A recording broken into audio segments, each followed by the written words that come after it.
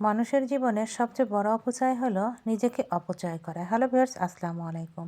আমরা প্রায় অন্যের জন্য নিজের এতটা ক্ষতি করি যে শেষে নিজের অস্তিত্বটাই হারিয়ে ফেলি।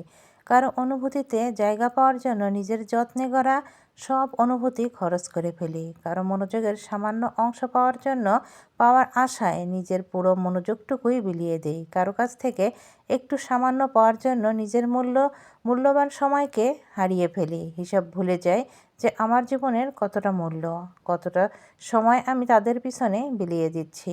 আমার আশা, অনুভূতি, ভালোবাসা সব কিছুই আমি একজন মানুষের পায়ের নিচে ঠেলে দেই শুধুমাত্র তার একটু মনোযোগ পাওয়ার আশায়। অথচ সেই মানুষটার মনোযোগ কখনোই তার দিকে আসে না। সে মানুষটাকে নিজেকে বিলীন করে দেয়, তবুও সে তার অনুভূতির জায়গা পায় না। আসলে বাস্তবতা বড়ই কঠিন, কারো মন বোঝা বড়ই কঠিন। কার মনে কী আছে এটা তো আর কেউ বলতে পারবে না।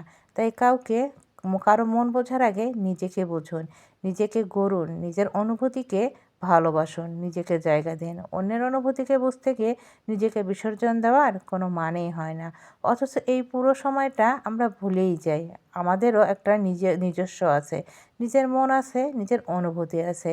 যে ক্লান্ত, যে অবহেলিত, যে চায় একটু যত্ন, একটু ভালোবাসা, একটু শান্তি, কিন্তু আমরা কখনো নিজের দিকে তাকাই না। আমরা শুধু যার কাছ থেকে একটু অনুভূতি, একটু ভালোবাসা পাওয়ার আশায় তার পিছনেই ছুটি এবং তার জন্য যা করার তাই করি। অথচ সে মানুষটা আপনাকে গুরুত্বই দেয় না। এটা আমরা বোঝার চেষ্টা করি না।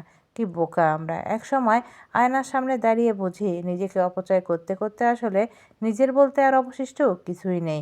জীবন মানে আয়না, জীবন নামের আয়নায় সে সত্যিটাই সবচেয়ে বেশি নির্মম প্রতিচ্ছবি হয়ে দাঁড়িয়ে থাকে। বাস্তবতাটা বড় কঠিন। কেউ আপনাকে যদি না চায়, কেউ আপনার অনুভূতিকে বুঝতে না চায়, তার কাছে গিয়ে ধর্ণা দিবেন না। নিজেকে ভালোবাসুন, নিজেকে ভালোবেসে এগিয়ে যান। কারো ভালোবাসা পাবার আশায় তার পিছনে কখনোই ছুটবেন না। এটা বোকামি ছাড়া আর কিছু নয়। বাস্তব জীবনে কারো পিছনে ছুটে আপনি কাউকে কখনো পাবেন না। যে আপনার হবে সে আপনার কাছে আসবে, আর যে আপনার হবে না সে আপনাকে ইগনোর করবে। এটাই বাস্তবতা।